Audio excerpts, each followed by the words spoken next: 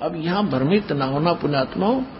निरंजन का अर्थ होता है माया से रहित, यानी परमात्मा ही हो सकता है। ये काल भी अपने आप को, ये डुप्लीकेट है, अपने आप को ये भी निरंजन सिद्ध करता है, इसलिए ये ज्योति निरंजन से प्रसिद्ध हो गया। लेकिन वास्तव में निरंजन का अर्थ होता है परमात्मा लिप्त ना हो माया से, तो केवल एक ही है। बाकी ये ज्योति निरंजन है, और इसको शॉर्टकट में सीधा इसको भी निरंजन कहते हैं। तो निरंजन शब्द सुनकर रामानंद जी दुखी हो गया कि अपने आप को भगवान कहता है और एक जुल्हाए का पुत्र। रे बालक सुन दुर्बुद्धि तेरा घटमट तन आकार, दास गरीब दर्द लगा जब हो बोले सर्जनहारे। गरीबदास जी कितनी कलम तोड़ दी माले की महिमा गाने में कि रामानंद जी ने परमात्मा को अपशब्द बोले कि रे दुर्बुद्धि, ए मंदबुद्धि के व्यक्ति, और तेरा तो सब कुछ दिखाई देता है, तेरा शरीर है, तू कहता मैं निरंजन यानी परमात्मा हूं। और देखो हमारी बुद्धि ऐसी थी, ऐसी हमारे धर्म गुरुओं की थी कि जैसे हम विष्णु के पुजारी थे, हम भी, रामानंद जी विष्णु का पुजारी था, भगवान की मूर्ति साथ रखते हैं, विष्णु जी साकार देवता हम मानते हैं, और फिर भी मानते हैं भगवान निराकार है, मानते थे। ऐसे रामानंद जी की दुर्बुद्धि थी, विष्णु का पुजारी है और मानता ये था कि भगवान तो निराकार है, समाधि में उसका प्रकाश देखा जाता है। तो यहां इस दृष्टिकोण से परमात्मा को लताड़ रहे हैं कि तेरा सब कुछ तन मन और ये शरीर दिखाई देता, आकार दिखाई देता है, दुर्बुद्धि, और तू अपने आप को भगवान कहता है। रे बालक सुन दुर्बुद्धि तेरा घटमट तन आकार, दास गरीब दर्द लगा हो बोले सर्जनहार। कि रामानंद जी को गरीबदास जी करेंगे दुख हुआ जब भगवान ने अपने आप को भगवान कह दिया। और फिर क्या अपशब्द बोले, तुम मोमन के पालवा तेरा दुल्हे के गर्भा से, दास गरीब अज्ञान गति एकता दृढ़ विश्वास। तो मोमन के घर यानी एक दुल्हा, एक मुसलमान के घर तेरे टुकड़ों पर पल रहा है और तू अपने आप को भगवान कहता है। ए मूर्ख, मान बड़ाई छोड़े कर तुम बोलो बालक बेने, दास गरीब अदमुखी एता तुम गट फेने। रे बालक नीची कला तुम हो बोले ऊंचे, दास गरीब पलक घड़ी खबर नहीं दम कूचे। अब रामानंद जी फिर ज्ञान पर आ गया, कह रे एक पल का तेरा भरोसा नहीं, कब मर जाएगा, तू भगवान कहता अपने आप को। अब परमात्मा क्या कहते, मैं के बदन खुलास कर सुन स्वामी परवीने, दास गरीब मनी मरे है मैं आजज अधीने। कि मैं अहंकार नहीं कर रहा हूं और मेरे अंदर अहंकार नाम की चीज नहीं है दाता, लेकिन मैं जो कह रहा हूं ये सारी सत्य है। क्या बोले, मैं अवगत गत से परे और चार वेद से दूर, दास गरीब दसों दिशा में सकल सिंध भरपूर। मैं तुम्हारे इन चार वेदों में नहीं हूं, यानी इनमें मेरी प्राप्ति नहीं है। परमात्मा कहते हैं वेद मेरा भेद है, वेद मेरी ही महिमा का गुणगान करते हैं, पर मैं ना वेदन के माही, और जौन वेद से मैं मिलूं ये वेद जानते नहीं। चारों वेद मेरी ही महिमा का गुणगान करते हैं, लेकिन इनमें वर्णित विधि से मेरी प्राप्ति नहीं है। और जौन वेद से यानी सूक्ष्म वेद से मैं मिलूं, वो वेदों में वर्णन नहीं है उसका। तो वो सूक्ष्म वेद जिस वेद से भगवान मिले इस दास को प्राप्त है, गरीबदास को प्राप्त हुआ, उसके बाद दास को मिला है, इसके गुण रहे सब। फिर कहते हैं मैं अवगत गत से पहरे और चार वेद से दूर, दास गरीब दसों दिशा में सकल सिंध भरपूर। मैं सर्वव्यापक भी हूं।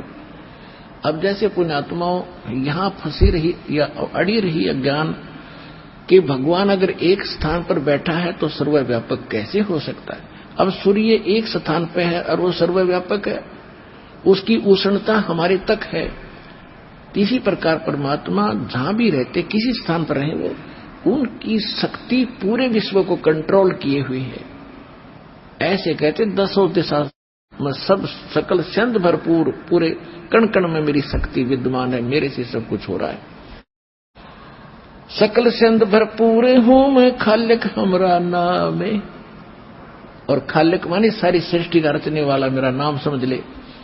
और गरीब दास ए जाती हूँ तेज कहा बलि जाऊं मैं, कि मैं मेरा कोई जात नहीं है।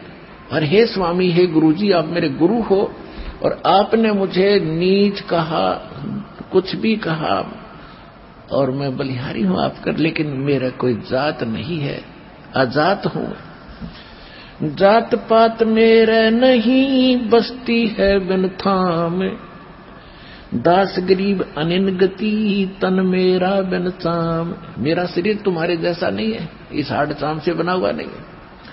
ए स्वामी सृष्टा में और सृष्टि हमारे तीर, दास गरीब अधर बसू अवगत सत्य कबीर।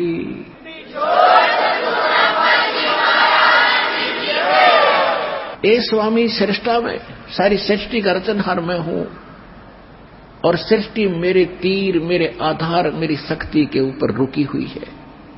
और गरीबदास जी बता रहे हैं कि ऐसे बोले, दास गरीब अधर बसू, ऊपर रहता हूं, अधर में सबसे ऊपर टॉप स्थान पर, अवगत सत्य कबीर।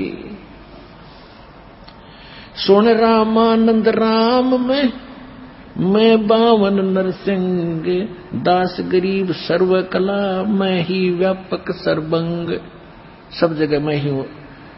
सुन रामानंद राम हम, यानी जो ओरिजिनल राम है वो मैं हूं, और नरसिंह रूप धारण करके मैंने ही उस हिरण्यकशिपु का नाश किया था, और विष्णु रूप धारण करके बच्चे का मन रख दिया था कि विष्णु का पुजारी है, इसका मन दृढ़ रहेगा।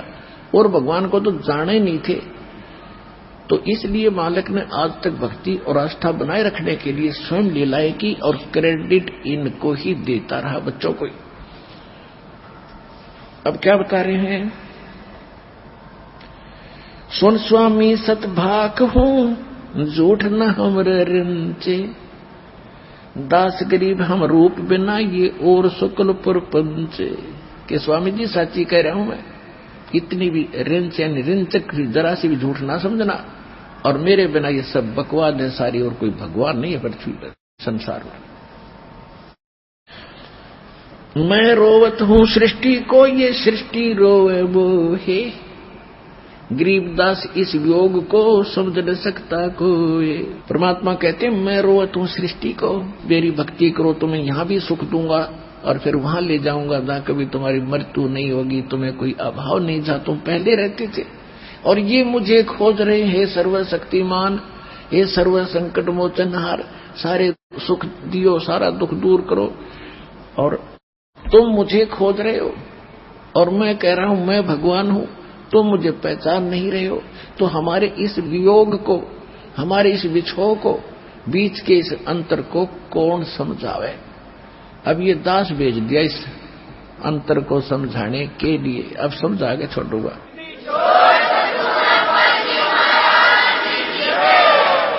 अब रामानंद जी ने सोचा कि ये तो भाई ज्यादा घनी बात बना रहा है, ऐसी दृढ़ बात कह रहा है। फिर भी वो भगवान से डरने वाला आदमी था। उसने सोचा भी, लोग कहते हैं भगवान ना जाने किस रूप में आ जा। इतना विचार हमें भी आता था पहले। तो रामानंद जी ने सोचा पहले मैं अपनी दैनिक क्रिया जो करता था भक्ति की, वो कुछ शेष रह रही थी। रामानंद जी ने कहा कि तू बैठ जा बालक बाहर, मैं पहले अपनी कुछ पूजा कर लेता हूं, जो शेष रह रही हैं, फिर बाद में तेरे से खुलकर बात करूंगा।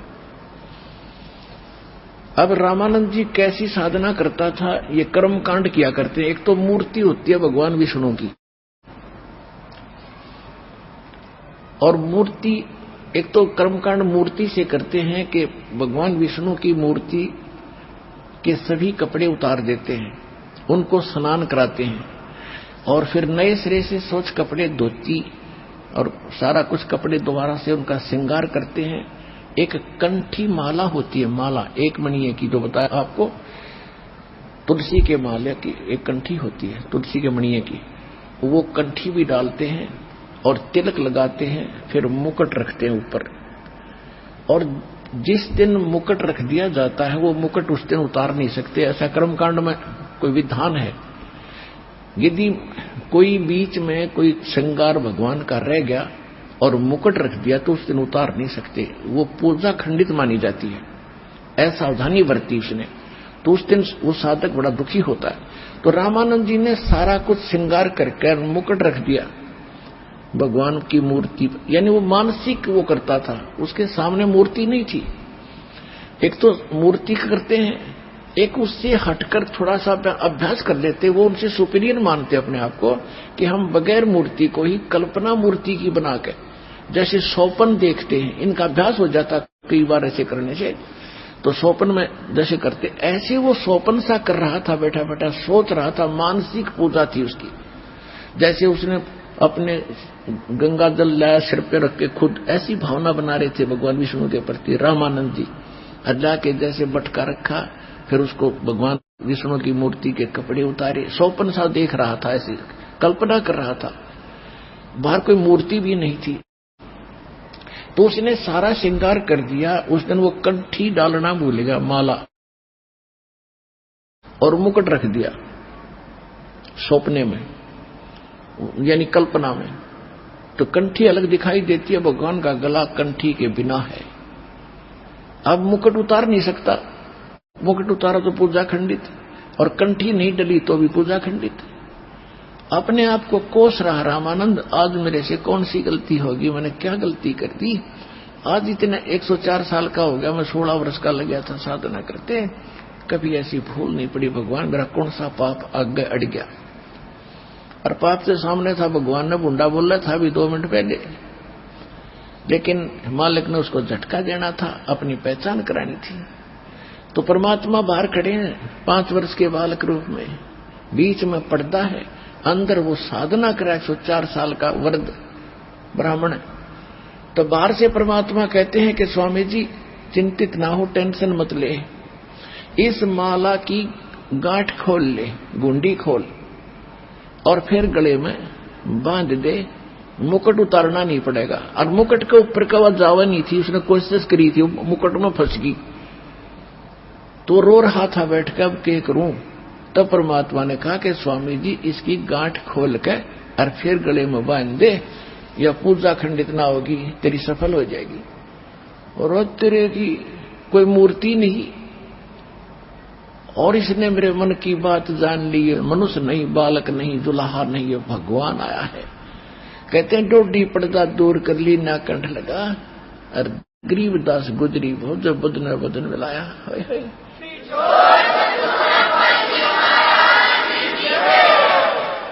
तो पुण्यात्माओं, इसको ब्राह्मण कहते हैं। ब्राह्मण सो जो ब्रह्म पहचाने, जो भगवान को पहचान ले वो ब्राह्मण है।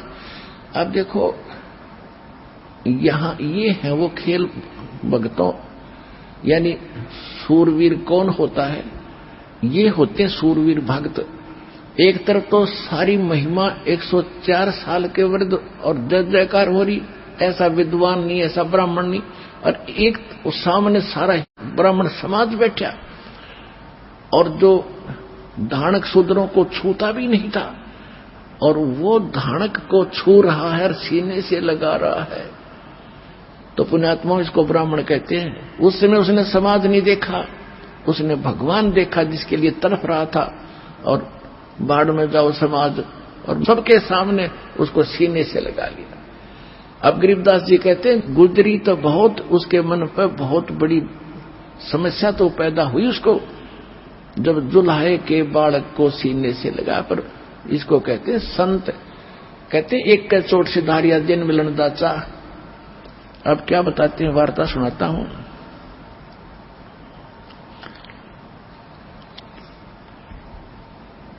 कहते बोले रामानंद जी हम घर बड़ा सुकाले, दास गरीब पूजा करे मुकुट भई जदमाल।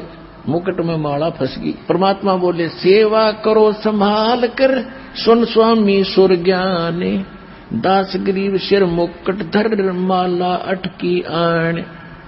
स्वामी घुंडी खोल कर फिर माला गल डारे, दास गरीब इस भजन को भाई जान सके करतारे।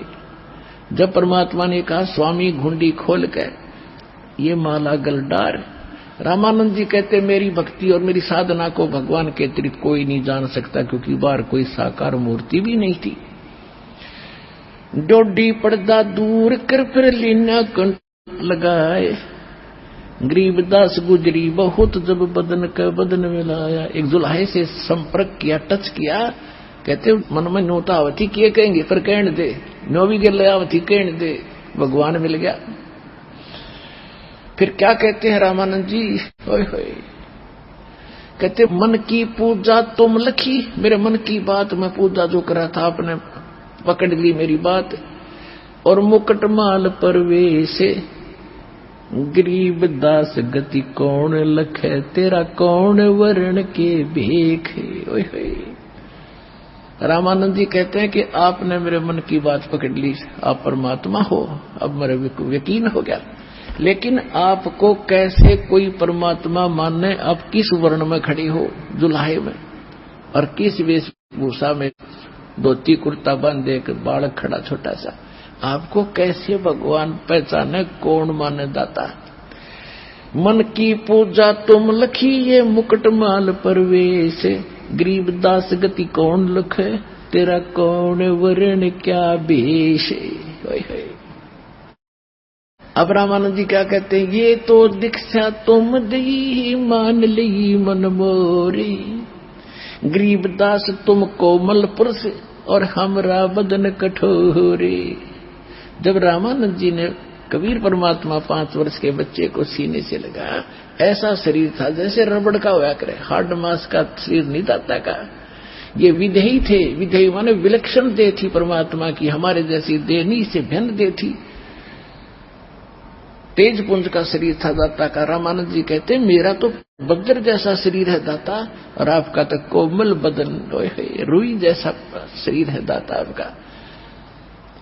ये तो दीक्षा तुम दी, यानी आपने मुझे जो अकल दी है, जो मेरी अकल ठिकाने लाने के लिए जो मेरे साथ आपने घटना करी है, या तो मैं समझ गया, क्योंकि बुद्धिमान था कि मेरे को इस जाति वाले भ्रम से मिटाने के लिए, हटाने के लिए इन्होंने जो कुछ ये लीला की है। और तुम कोमल पुरुष हे परमात्मा, आप तो बहुत नरम शरीर है आपका, और हमरा बदन कठोर। अब क्या होता है कि रामानंद जी ने, अब परमात्मा ने तो वार्ता बढ़वानी थी, उनका थोड़ी सी भूल फेर डाल दी, और पिछली बात याद दिला दी कि एक बात बताओ बच्चा, आपने झूठ क्यों बोला। परमात्मा बोले झूठ क्या बोला स्वामी जी। पुणात्मा परमात्मा ने हमें एक उदाहरण पेश किया है कि गुरु और शिष्य का कैसा भाव और लगाव होना चाहिए। गुरु के सामने अति अधीन होकर बात करें, परमात्मा तुल्य मान के उनसे व्यवहार करें, स्वयं मालिक होकर के एक गुरु और शिष्य की भूमिका हमारे लिए एक उदाहरण पेश करते हुए कितना प्यार से कह रहे हैं। कहते हैं स्वामी जी मैंने कैसे झूठ बोला कि बेटा आपने कहा कि मैंने तुम्हें दीक्षा दी है। कहा जी आपने दीक्षा दी है, कब दी है। एक दिन आप स्नान करने गए थे, मैं पैड़ियों पर लेटा हुआ था, आपकी खड़ाऊ मेरे सिर में चरण पादुका लगी थी, मैं रो रहा था, और आपने कहा था बेटा ना रो, राम राम बोल, राम राम बोले। कि हाँ, उसको याद आया कि भाई वो तो एक छोटा बच्चा था बेटा, क्योंकि 2.5 वर्ष के बालक का रूप था उसमें, और वहां खड़े थे 5 वर्ष के बालक के रूप में। तो 2.5 वर्ष के बालक का और 5 वर्ष के बालक का डबल डिफरेंस होता हाइट में, शरीर में, बॉडी में। तो वह उसके गले ना उतरे रामानंद जी के। तो परमात्मा ने उसी समय एक अन्य रूप बनाया 2.5 वर्ष के बच्चे का, और एक सेवक की चारपाई थी उस पर लेट गए। अब देखो स्वामी जी ऐसा था। अब स्वामी जी ने 6 बार तो 2.5 वर्ष के बच्चे की तरफ देखा, और 6 बार सामने खड़े माल 5 वर्ष के बालक के रूप में देखा। और थोड़ी सी देर में क्या हुआ, 2.5 वर्ष का बच्चा वहां से उठकर उस 5 वर्ष के बालक में समा गया। रामानंद जी खड़ा रह गया।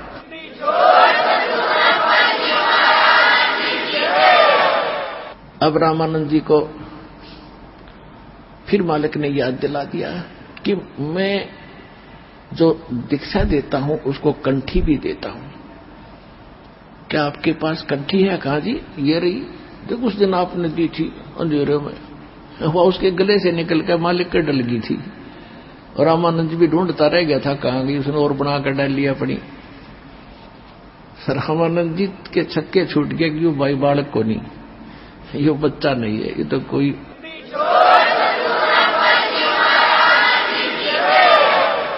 फिर रामानंद जी ने कहा जी मैं तो राम नाम तो नहीं देता किसी को मंत्र रूप में।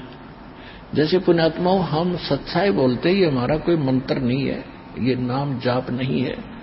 सतनाम कहते हैं ये नाम जाप नहीं है, वो मंत्र अन्य है। तो ये ऋषि लोग कोड वर्ड रखते थे, राम राम कहते थे, भाई राम राम बोल। तो राम राम, और वो नाम देता था ओम, ओम मंत्र देता था। और ओम नमः भगवते वासुदेव एक ये मंत्र देता था, और ओम मंत्र देता था। लेकिन ये बताते नहीं थे किसी को सामने को। जैसे आम ये रिवाज कैसे पड़ गई, इनको एक संकेत दिया जाता था कि राम नाम की भूल ना लगे। भगवान राम नाम, उनका राम नाम ओम था, हमारा राम नाम है ये 2 अक्षर का सतनाम। राम नाम जप कर थर होई, ओम सोहम मंत्र डोई।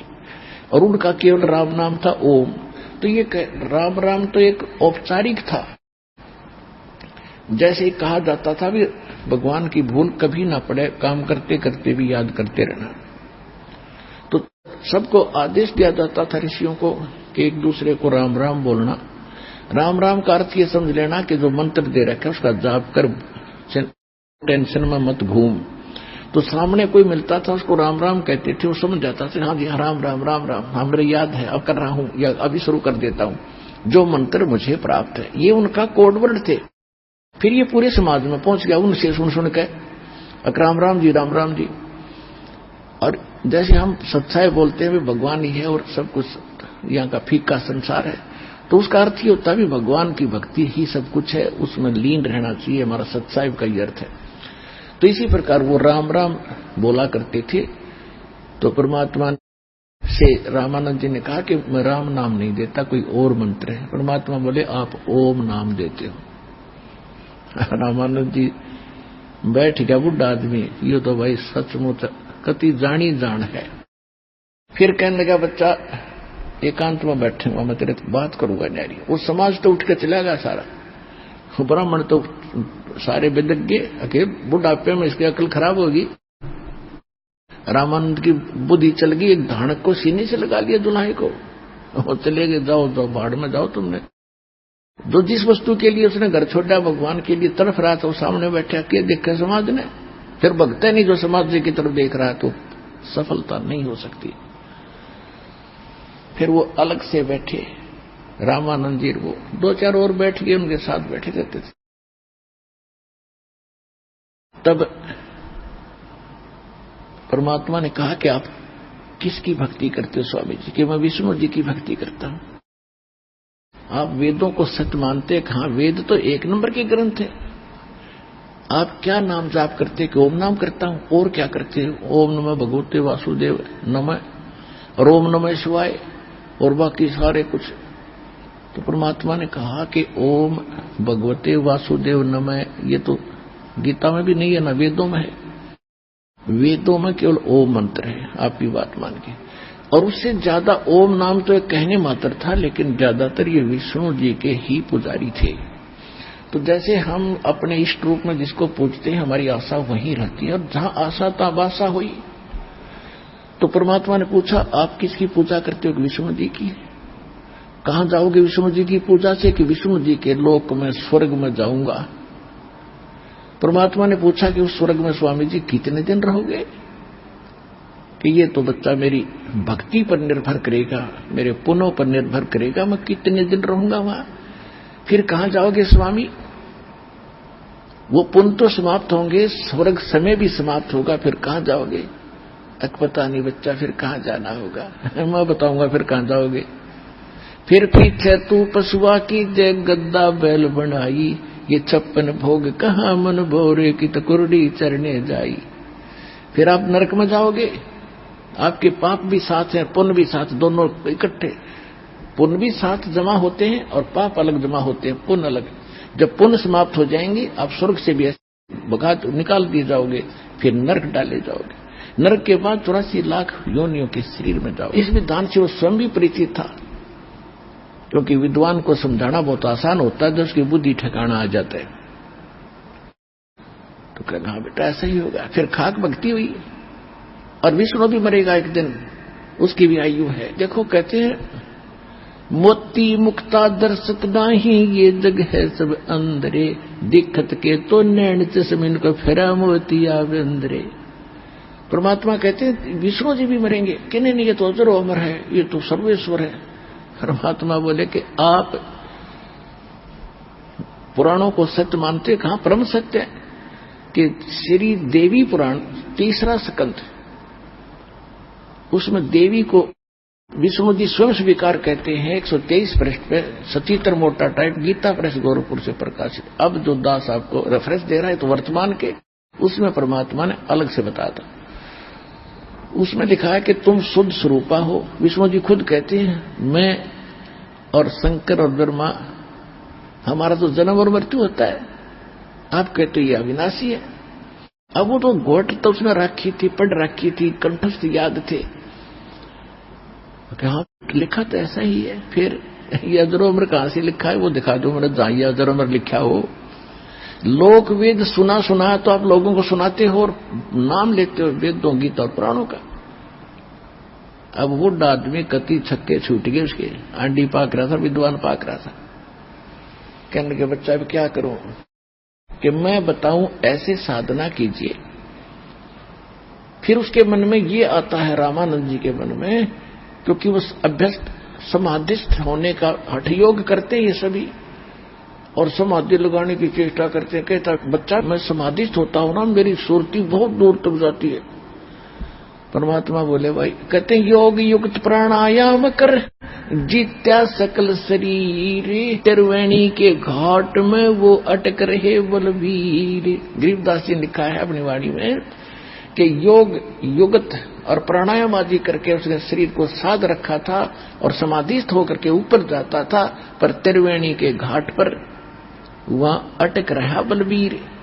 कि ये अपने आप को महान मानता था। उस आगे जाके त्रिकुटी के पार जाके, त्रिकुटी पर जाकर 3 रास्ते बन जाते हैं, उसको त्रिवेणी बोलते हैं। एक त्रिवेणी तो अलग है, जैसे ईला और पिघला जाकर मिलती है उसको भी ये त्रिवेणी कहती है, वो नहीं, ऊपर जाके त्रिवेणी के घाट में। तो वहां जाके रामानंद परमात्मा ने कहा कि समाधि लगाओ, देखो कहां तक जाते हो। अब जो ही उन्हें समाधि लगाई वो तो व्यस्त था, तो वहां पहुंच गए जहां तक वो डेली धक्के खा आया करता ऊपर समाधि में। सातवां भगवान उसी रूप में, छोटे बालक रूप में वहां बैठे जाके। अब परमात्मा ने कहा इससे आगे कहां जाओगे? कब पता नहीं कहां जाऊंगा। ये 3 रास्ते हैं। जब आपकी मृत्यु होगी, ये सामने वाला तो ब्रह्मरंध्र है, ये तुम्हारे इस ओम नाम से और इस और अन्य मंत्रों से नहीं खुल सकता। वो मेरे पास है, वो चाबी इसके खोलने की, सतनाम है, उससे खुलेगा ये। और इधर ये रास्ता है, ये तुम्हारे उन ब्रह्मा विष्णु महेश के लोक को जाता है। जिस समय आपकी मृत्यु होगी उस समय सबसे पहले आप धर्मराज के पास जाओगे। धर्मराज आपको जाते ही, क्योंकि आप विष्णु के पुजारी हो, आपको विष्णु लोक में भेज देगा। आप विष्णु लोक में चले जाओगे, वहां पुण्य समाप्त होने के बाद फिर नरक में जाओगे। ये तुम्हारी स्थिति है। और वो रास्ता आगे जाना है, ऊपर को जाना, ब्रह्मरंध्र खोल के आगे चलेंगे। ये तुम्हारे किसी मंत्र से नहीं खुलेगा। मेरे पास वो ओरिजिनल मंत्र है जिससे ये खुलेगा। खोल के दिखाऊं? परमात्मा ने एक लीला की सिमरण किया कि मैं सुमन करता हूं उस सतनाम का। उस एकदम सामने एकदम ऐसे पटाक देसी गेट खुल गया।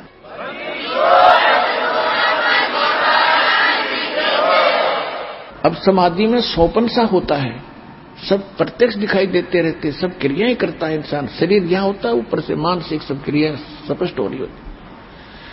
तो परमात्मा उनको लेकर अंदर गए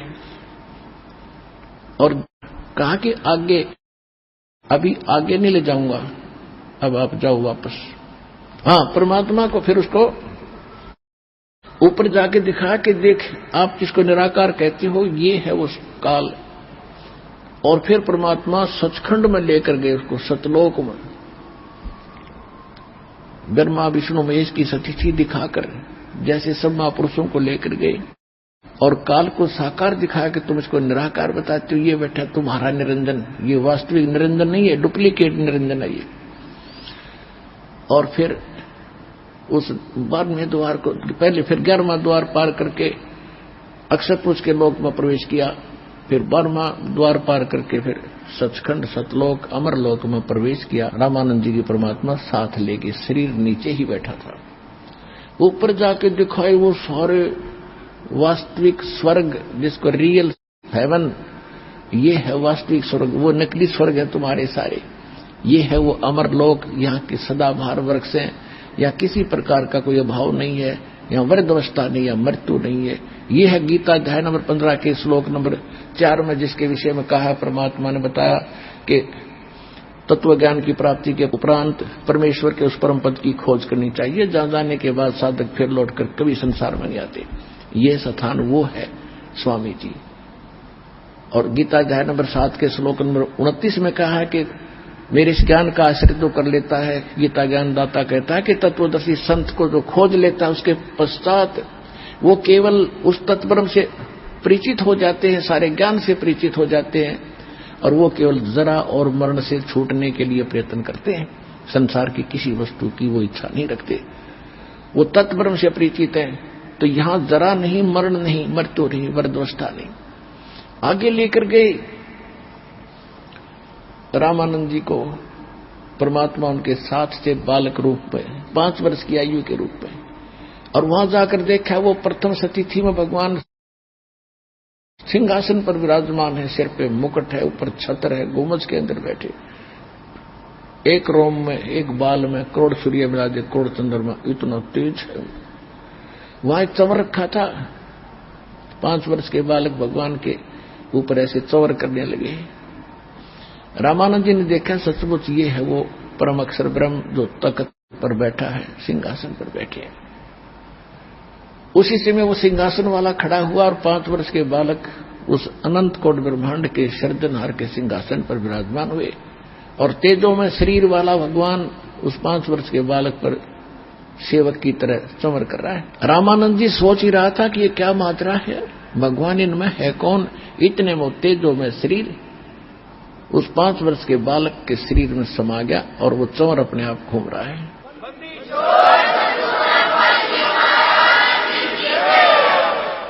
और परमात्मा को 5 वर्ष के बालक का नूर उतना ही हो गया जैसे एक रोम में करोड़ सूर्य विराजे, करोड़ चंद्रमा, इतना नूर हो गया उनका। फिर परमात्मा ने बताया कि हम ही अलख अल्लाह हैं, कुतुब गोस और पीर, गरीबदास खालिक नाम हमारा नाम कबीर। ए स्वामी सृष्टा में सृष्टि हमारे तीर, दास गरीब अदर बसु अवगत सत कबीर। अब आंखों देख लिया। फिर परमात्मा ने कहा कि आप जाओ। संकेत किया, सेकंड के अंदर आत्मा वापस शरीर में आ गई। रामानंद जी देखा सामने 5 वर्ष का बालक फिर बैठे न्यू का न्यू आ गए, जहां बात हो रही थी उनकी। 104 साल का वृद्ध पंडित विद्वान चरणों में गिर गया। ओए होए, बोलत रामानंद जी सुनो कबीर करतारे, गरीबदास सब रूप के तुम ही सर्जनहारे। दोहू ठोड़ है एक तू भया एक से दो, गरीबदास हम कारण तुम आए हो मगजो। बोलो सतगुरुदेव।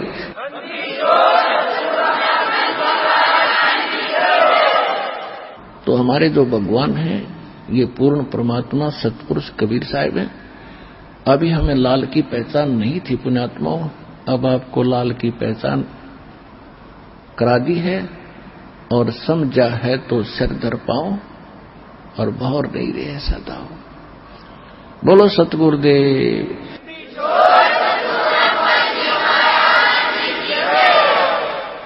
अभी आपको कुछ भक्तों के अनुभव सुनाएंगे, और इसको ध्यानपूर्वक सुनना।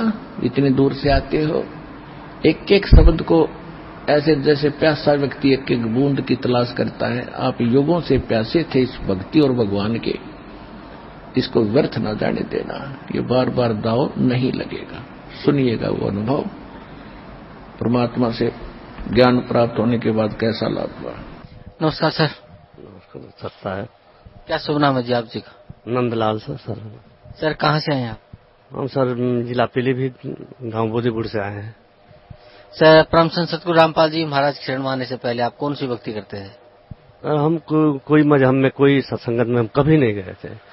हम अपने खेती काम में, और हम यही शंकर और ये हनुमान जी का ही व्रत पहले से हम करते थे और उनकी भजन भाव करते थे, और हम कोई सत्संगत में कभी नहीं गए। तो सर जैसे आप शंकर जी का व्रत करते थे, हनुमान जी का व्रत करते थे, तो उससे व्रत से आपको क्या लाभ मिलता था? उस व्रत को हम बहुत नियमित से करते थे, मगर कि हम बहुत दिनों तक करते रहे, मगर उससे हमको कोई लाभ नहीं, हमें नुकसान पर नुकसान ही होता चला गया। सर परम संत सतगुरु रामपाल जी महाराज की शरण में आप कैसे आए? हमको गुरु जी की शरण में ऐसे आना हुआ भगत जी की, हम आ रहे थे, हमारा जिला में पीलीभीत पड़ता है, कचहरी आ रहे थे और सुबह ट्रेन वाली से आ रहे थे। अकेली में था, तारीख पा रहा था, और एक जो है आश्रम से एक भक्तमती झोले में किताब लेकर के और ट्रेन में प्रचार कर रहे थे। तो बहुत लोग किताबों दे रही थी, पढ़ रहे थे, देख रहे थे, फिर वापिस कर रहे थे। मैं जिस सीट पर बैठा था तो हमें देखते रहे, फिर हमारे पास जो आए तो बोले कि, हमने बोला कि कैसी किताब है बहन जी, जरा एक हमको भी दीजिए। तो बोले कि लीजिए आप भी देख लीजिए। हमने देखा, ज्ञान गंगा किताब का नाम है। तो हमने देखा तो उसमें 2-4 पन्ने हमने उनमें पलट कर देखा, तो हमने आत्मा में हुआ कि ये चीज तो बहुत अमृत है। तो हमने कहा कि बहन जी इसका कीमत क्या है? तो बोले कि अंकल जी इसका 10 रुपया। हमने कहा लीजिए आप 10 रुपये।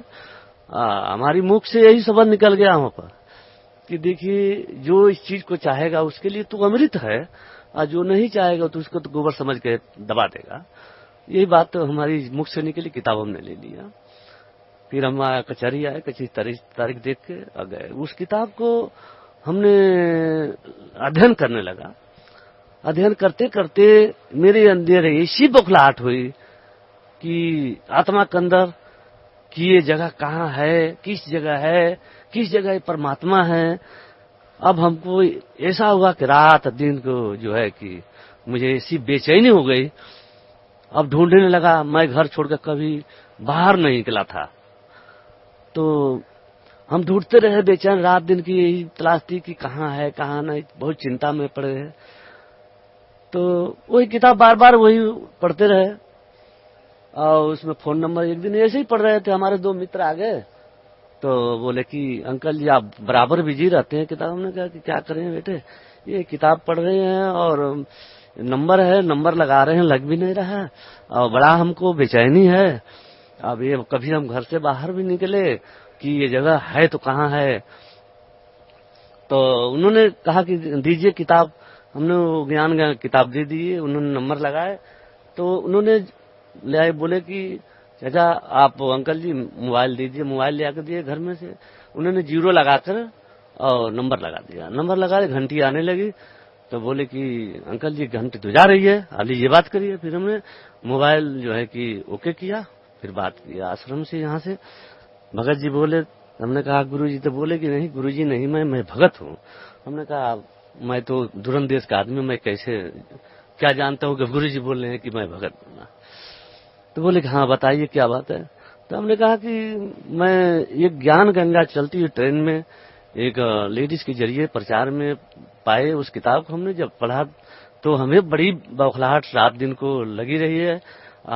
कभी हम घर से निकले नहीं है, जगह है तो कहाँ है।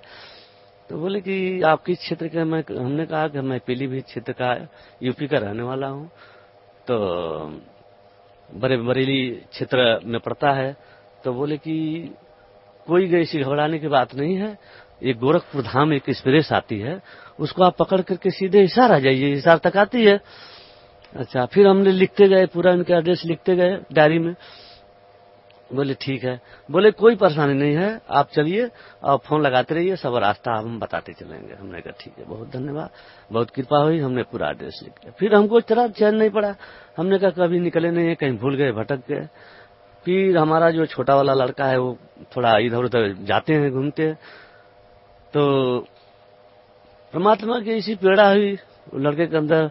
उसने एक बार कहा कि चलिए पिताजी हम चलते हैं आपके पास। तो हमने कहा हाँ ठीक है बेटा, ये बात है, तुम लोग जो बाहर घूमते हो चलो ठीक है। फिर हमने कहा बैंक से पैसा वैसा निकाला, वहां से फिर ट्रेन पकड़ा, आए बरेली। बरेली से फिर हमने पता लगाया कि गोरखपुर धाम हिसार यहाँ से जाती है। बोले नहीं सर, यहाँ से नहीं जाती है, आपके मुरादाबाद से वो निकलती है। फिर वहां से हमने दिल्ली के लिए पकड़ा। दिल्ली आए और दिल्ली आकर एक रेलवे विभाग के महान थे, उनसे पूछे कि महाराज ये सब लोग बरवाला आश्रम इधर कहीं हिसार की तरफ कहीं है, वहां हम जाना चाहते हैं, हम कभी देखे नहीं। तो बोले कि अरे महाराज ये तो बहुत दूर है, बहुत दूर है यहाँ से। तो हमने यही कहा कि ठीक है, बहुत दूर है, आप हमें सही मार्ग बता दीजिए। दूर है बहुत, मगर हम तो चल दिए हैं, तो पता लगाकर गुरुजी के पता लगा करके हम चलेंगे, परमात्मा को आएंगे, लौटेंगे, पीछे नहीं जाएंगे, जाएंगे पूरी जहां तक होंगे, जहां पता लगा कर लौटेंगे। तो बोले कि आप तो बहुत दिल के थी हैं पक्के। हमने कहा कि दिल के पक्के हैं, ऐसे नहीं चले हैं, हम भी बांध कर चले हैं। फिर बोले कि आप 16 नंबर प्लेटफार्म पर जाइए, भवानी के लिए गाड़ी मिलेगी, आप वहां से निकल जाएंगे। फिर आए, हमने पता लगा 16 नंबर, तो भवानी आए। भवानी से फिर हिसार की गाड़ी वही गोरखपुर आती है, फिर मिली, हिसार आए। हिसार आकर फिर फोन किया आश्रम में, तो भगत जन बोले कि आप वहीं से टेम्पो करके और बस पर स्टेशन पर आ जाइए, अब बस पर पूछ लीजिए बरवाला की बस कौन जाएगी, आप आइए बरवाला, बरवाला से आप फोन करिएगा, गाड़ी वहीं मिल जाएगी। ठीक। फिर वहां से हम टेम्पो पकड़े, स्टेशन पर आए, रोडवेज पर। फिर पूछे, बोले कि ये बस जाएगी उधर जो खड़ी है वो। फिर आए हमने, फिर वहां से पकड़ के बरवाला आके फिर फोन लगाए हम आश्रम पर। तो भगत जन बोले कि वहीं गाड़ी खड़ी है, आप पता लगा लीजिए किसी से, आप चले आइए। फिर लड़का बोला ठीक है पिताजी, मैं जाता हूँ, पता लगा करके आता हूँ। तो गए, तो पता लगाया लड़का ने, तो बोले कि हाँ ये गाड़ी खड़ी है पेड़ के पास में। फिर आए, हमसे बोले लड़का पिताजी गाड़ी खड़ी है। फिर गए, बैठे, आए यहाँ पर आकर के गुरु का यहाँ पर नामदाम लिया, नामदाम ले करके और फिर 3-4 घंटे फिर ऑफिस हो गए। वहां घर गए, घर पर जाने के बाद फिर हमारी मिसेज जो थी वो बहुत परेशान, मैं रात दिन का शुगर से इतनी परेशान थी, भागते रहे। उनको बताया कि आप चलो मेरे साथ, वो परमात्मा है, आए हैं सतलोक बरवाला में। तो यकीन नहीं इनके हो रही थी। हमने कहा कि एक दफा हमने कहा नहीं आई, फिर दूसरे दफा हमने आया, फिर उनको ले करके आया, परमात्मा से यहाँ क्षमा याचना की, दंडवत की कि परमात्मा मेरी घरवाली को जो है शुगर को रहम कर दीजिए, मैं किसी न किसी तरह से लेकर हम आऊंगा जरूर। तो गुरुजी ने मेरी पुकार को सुनी, फिर हम दोबारा जो है उनको लेकर आए और आज जो है कि उनके शुगर बिल्कुल कंप्लीट है। और गुरुजी ने कह दिया, हाथ जोड़ के मेरी घरवाली कहे गुरुजी से दर्शन किए, बोले कि गुरुजी हमें शुगर बहुत सताता है। गुरुजी ने, परमात्मा ने बोल दिए कि जाओ बेटे, आज से तुमको शुगर टच नहीं करेगा। तो हमको एक तो यही कृष्णा परमात्मा की मिल गई कि आज से कितने महीने हो गए मेरी घरवाली बिल्कुल सही है। सर, भक्त समाज को क्या संदेश देना चाहते हैं आप? भक्त समाज को मैं यही संदेश देना चाहता हूँ। अभी हम कितने लोग प्राणियों से हम कहते हैं, यहाँ से 10 किताबें ले आकर के हमने भक्तजनों को दिए कि पढ़िए, आपको मार्ग नहीं पता है, आप भ्रमित हैं, और हमें जो है कि हम देख आए उस चीज को, उस जगत गुरु को देख आए, आप इस किताब को पढ़िए और इसको आप में जाकर मार्ग को देखिए, मेरे साथ चलिए, देखिए। और 10 जो है किताब हमने फ्री लिया करके यहाँ से लिया करके दे दिए। तो वो लोग पूछते हैं, मगर कि जिनकी चाह नहीं है तो उनको कौन इति करे। तो कई लोग कहते हैं कि चलेंगे, ये तो बहुत बिल्कुल सच्ची बात आप कहते हैं, ऐसी जगह आपने कैसे पा लिया, कैसे खोज लिया। हमने कहा कि वो तो परमात्मा की कृपा है कि हमको परमात्मा ने डोरी बांध कर खींच लिया। और मैं भक्त समाज से यही कहना चाहता हूं कि आप जो है अपनी ये साक्षात बरवाला में परमात्मा आए हैं और हर बाधा हर रोगों का जड़ी इन परमात्मा के पास है। अपनी मुक्ति कराएं, अपनी ताहे दिल से भक्ति करिए करें आप लोग। अब बिल्कुल ये सच्ची बात है, कोई ऐसी नहीं है। और आपकी सब कुछ बाधाएं परमात्मा जो है कि दूर कर देंगे, आपका उद्धार भी कर देंगे। मेरे भक्त समाज से मेरी यही अनुरोध, एक कर निवेदन विनती है कि आप लोग कहीं भूले भटके ना। जब तक भूले भटके थे, जब तक थे, अब साक्षात परमात्मा बरवाला में पधारे हुए हैं। मैं ये इस भक्त समाज से कहता हूँ हाथ जोड़कर। जी धन्यवाद आपका, बहुत बहुत धन्यवाद।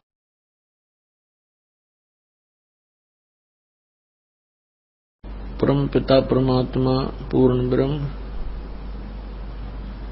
सर्व सृष्टि रचनहार कुल मालिक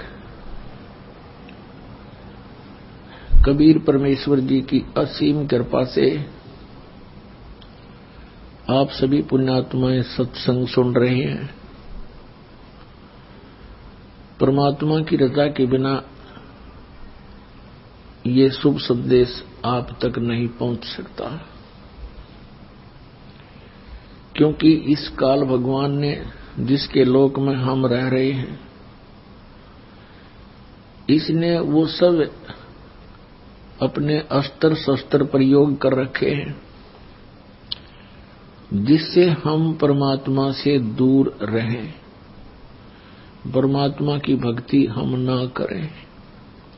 बाकी कुछ भी करो उसमें बड़ा प्रसन्न रहता है। ये मन कौन है? ये काल है, ज्योत निरंजन है, ये उसका एजेंट समझो। ये नहीं चाहता कि ये आत्मा कल्याण करवा जा, ये चाहता है कि ये कोरी बकवाद करे, इन खिलौनों से खेलता हुआ अपना मनुष्य जीवन व्यर्थ कर जाए। बस फिर 83 लाख प्रकार के इन प्राणियों की योनियों में जाने के बाद फिर इस जीव का काल को डर समाप्त हो जाता है कि अब ये कुछ नहीं कर सकता। केवल मनुष्य जीवन के अंदर ही ये परमात्मा की शुद्ध कर सकता है, साधु संत की शरण में जाकर के ये कल्याण करा सकता है। उसके लिए भी इसने व्यवस्था कर रखी है, अपने नकली दूत भेज रखे हैं, कदम कदम पर मिसगाइड करने वाले इस आत्मा को अनगिन संत बना रखे हैं, मार्गदर्शक बना रखे हैं। सन्मार्गदर्शक केवल एक ही आता है, स्वयं परमात्मा आते हैं। समय समय पर फिर वो अपने कोई हंस को अपने से परिचित करके फिर कल्याण की सेवा देते हैं। तो उस समय वो एक होता है सन्मार्ग बताने वाला, अनगिन होते हैं कुमार्ग पर लगाने वाले। तो ये भोली आत्मा भगवान को पहचान नहीं पाते और असली और नकली संत की पहचान भी ये नहीं कर पाते। इसलिए परमेश्वर ने ये समय दिया है कलयुग का, ये वो प्राइम टाइम है, ये वो शुभ समय है कि ये प्राणी अपना कल्याण करा सकता है और सचखंड जा सकता है। इस समय के लिए परमात्मा ने बहुत इंतजार किया,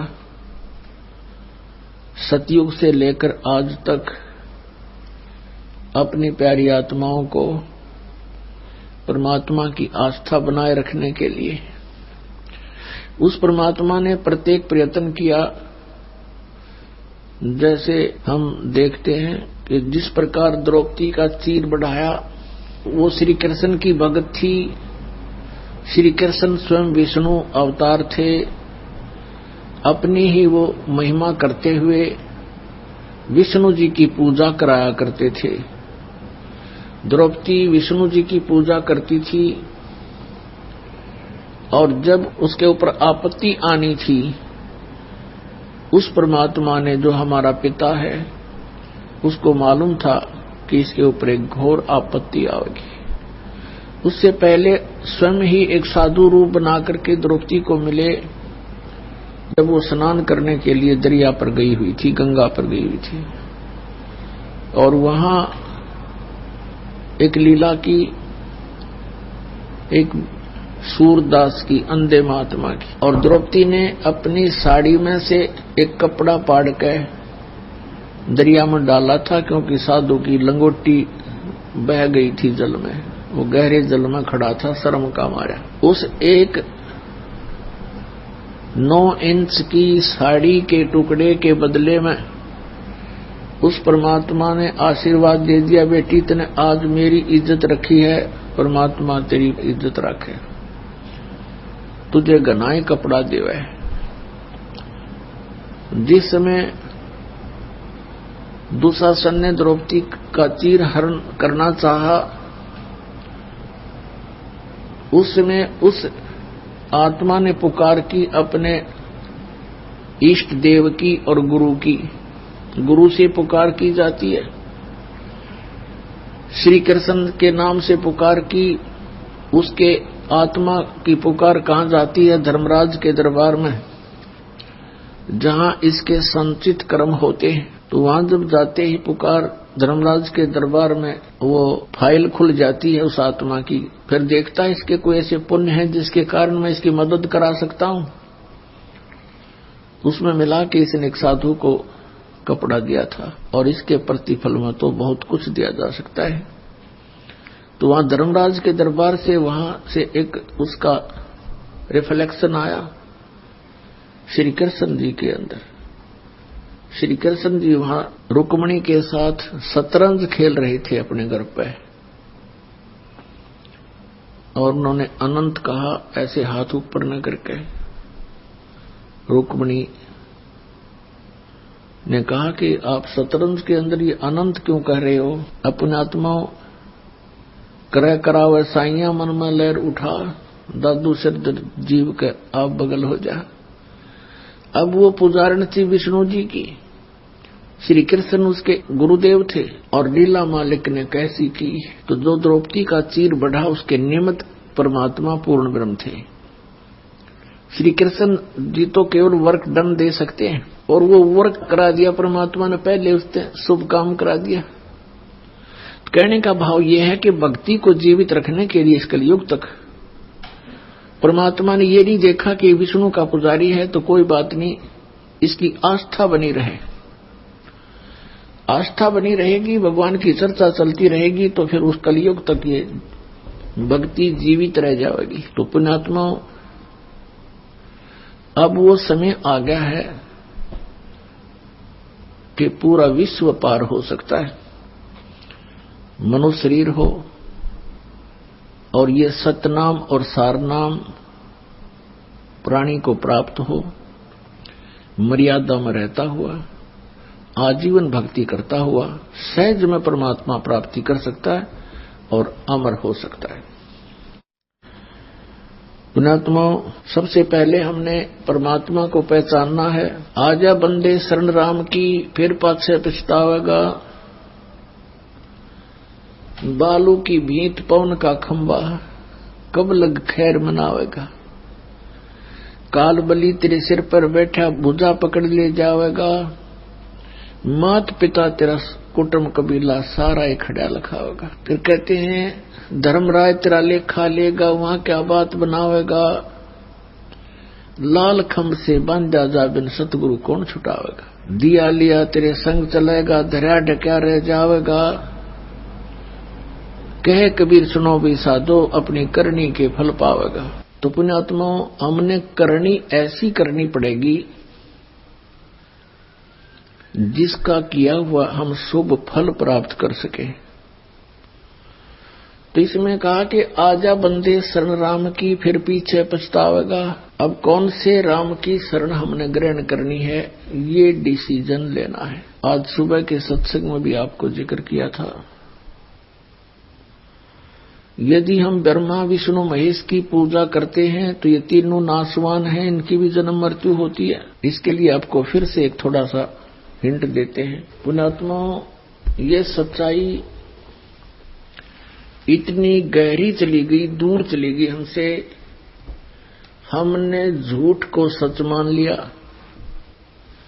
अब वो सच हमारे हृदय में बहुत देर से समाती है, ठहरती है।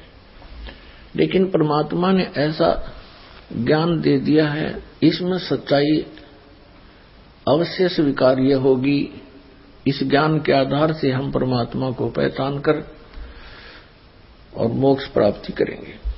तो इसके लिए रह कर ये प्रमाण दिखाना अनिवार्य हो गया, क्योंकि कोई पुण्यात्मा प्रथम बार ये सुनता है कि ब्रह्मा विष्णु महेश नाशवान है, इनकी जन्म मृत्यु होती है, इनके माता पिता हैं, तो एकदम स्ट्राइक होती है कि ये संत मेंटल तो नहीं है, इसका दिमाग खराब तो नहीं हो गया है। लेकिन बात इसके विपरीत होती है। इन अज्ञानियों ने हमें मेंटल बना दिया, अज्ञानी बना दिया, हमारा दिमाग खराब कर दिया, क्योंकि इन्होंने हमारे को शास्त्र विधि छोड़कर शास्त्र के विपरीत ज्ञान भर दिया। और ये सब काल का जाल था। हम उन नासवान भगवानों की पूजा करके यहीं भटकते रहे, जन्मते मरते रहे, भूत प्रेत बनते रहे और कष्ट पे कष्ट उठाते रहे। आज हम आपको परमात्मा की पहचान कराते हैं। देखिएगा, श्रीमद् देवी भागवत गीता प्रेस गोरखपुर से प्रकाशित है। संपादक हैं हनुमान प्रसाद पोदार चिमनलाल गोस्वामी, और ये गीता प्रेस गोरखपुर से प्रकाशित है। प्रकाशक एवं मुद्रक हैं गीता प्रेस गोरखपुर, गोविंद भवन कार्यालय कोलकाता का संस्थान। ये इनके फैक्स और फोन नंबर। इसके 123 पृष्ठ पर हम ये चंद पंक्ति हैं, इनको पढ़ते हैं। 123 पृष्ठ ये तीसरा स्कंध। भगवान विष्णु अपनी माता देवी दुर्गा की स्तुति करते हुए ऐसे बोल रहे हैं, तुम शुद्ध स्वरूपा हो, ये सारा संसार तुम्हीं से उद्भासित हो रहा है। मैं ब्रह्मा और शंकर हम सभी तुम्हारी कृपा से विद्यमान हैं। हमारा आविर्भाव माने जन्म और तिरोभाव माने मृत्यु हुआ करता है। हमारा जन्म और मृत्यु होता है। केवल तुम ही नत हो, जगत जननी हो, प्रकृति और सनातनी देवी हो। इसमें यह स्पष्ट हो गया कि प्रकृति भी दुर्गा को कहते हैं। जैसे 7वें अध्याय में कहा है गीता में कि मेरी 2 प्रकार की प्रकृति है। एक जीव रूपा तो ये प्रकृति दुर्गा है, बाकी वो 8 प्रकार की जड़ प्रकृति है। भगवान शंकर बोले, देवी यदि महाभाग विष्णु तुम ही से प्रकट हुए हैं तो उनके बाद उत्पन्न होने वाले ब्रह्मा भी तुम्हारे बालक हुए। अब क्या बताते हैं कि भगवान शंकर कह रहे हैं कि यदि भगवान विष्णु तुम्हीं से प्रकट हुए हैं तो उनके बाद उत्पन्न होने वाले ब्रह्मा भी तुम्हारे बालक हुए। फिर मैं तमोगुणी लीला करने वाला शंकर क्या तुम्हारी संतान नहीं हुआ?